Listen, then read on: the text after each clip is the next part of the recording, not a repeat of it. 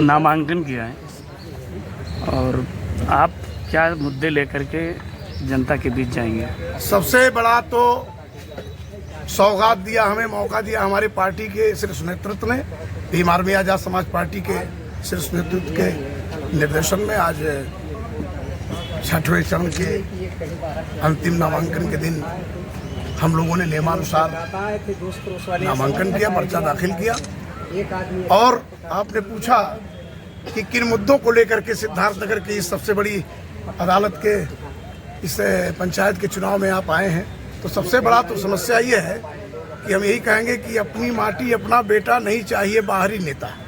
जनपद सिद्धार्थनगर में आज की सबसे बड़ी समस्या हो गई है कि हर दलों ने सिर्फ भीम आर्मी आजाद समाज पार्टी को छोड़ के बाकी सभी लोगों ने आउट ऑफ डिस्ट्रिक्ट के पार्लियामेंट के नेताओं को लड़ाया है।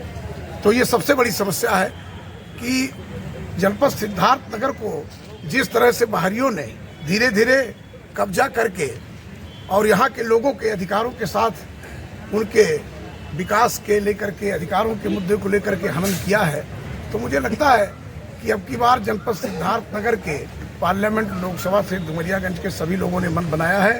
एक के बाद कहा है कि बाहरी भगाओ, जिला बचाओ और चौधरी अमर सिंह को लाओ, ताकि वो हमारे उम्मीदों पर सिद्धार्थनगर के विकास की ओर, शिक्षा के, स्वास्थ्य के, किसानों के हित को लेकर के और जो हमारे संविधान में अधिकार हैं उन अधिकारों को बचाने के लिए, संविधान को बचाने के लिए और जातीय जनगणना की मांग, संविधान बचाने की मांग, नौजवानों के रोजगार की मांग, किसानों के एमएसपी की मांग, तो इनको लेकर के देश के सबसे बड़ी पंचायत में जाने का अगर मन बना लिया है तो मुझे लगता है बहुत जल्द ही परिणाम सामने आएंगे।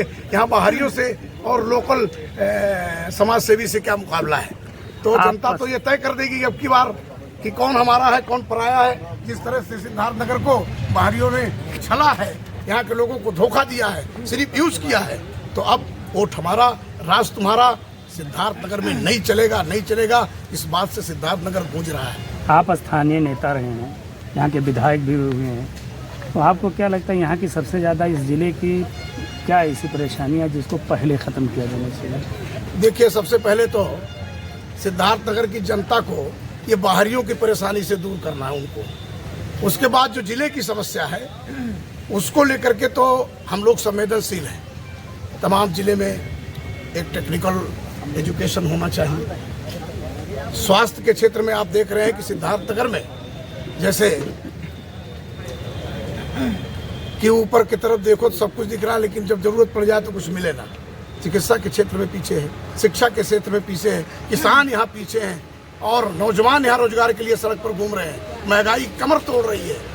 अमर सिंह अगर यहाँ से जीतते हैं, सांसद होते हैं, तो उनका पहला काम क्या होगा? सबसे पहले तो सिद्धार्थनगर का आशीर्वाद मिले आवाम का, वहाँ पहुँचूँ तो जनपद को तो मैंने विधायकी के कार्यकाल में अपने विधानसभा में जो दिया है वो जनपद सिद्धार्थनगर के सभी आवाम को पता है कि मैं एक जमीनी व्यक्ति हूँ, पिछड़े समाज का व्यक्ति हूँ, एक किसान का बेटा हूँ, लड़ाकू हूँ। अपने क्षेत्र के लिए सरकार से लड़ करके भी हमने बहुत कुछ किया है। अगर देश की सबसे बड़ी पंचायत में जाने का मौका मिला तो पूरी डुमरियागंज सभी अलग लोकसभाओं से डेवलपमेंट के मामले में, नौजवान के तरक्की के मामले में, किसान के हक अधिकार के मामले में आगे रहेगा। इसको विश्वास रखिए, विश्वास है जनता को। एक तरफ भाजपा है, दूसरी तरफ इंडिया गठबंधन है, ऐसे अपने आप को कहाँ पाते हैं? वो तो है, लेकिन वो जो लड़ रहे हैं वो बाहरी है और हमें लगता है कि अब तो सिद्धार्थनगर के लोगों ने बाहरी को भगाने का संकल्प ले लिया है। पहले इससे मुक्ति पालें तो बाकी वो जानते हैं कि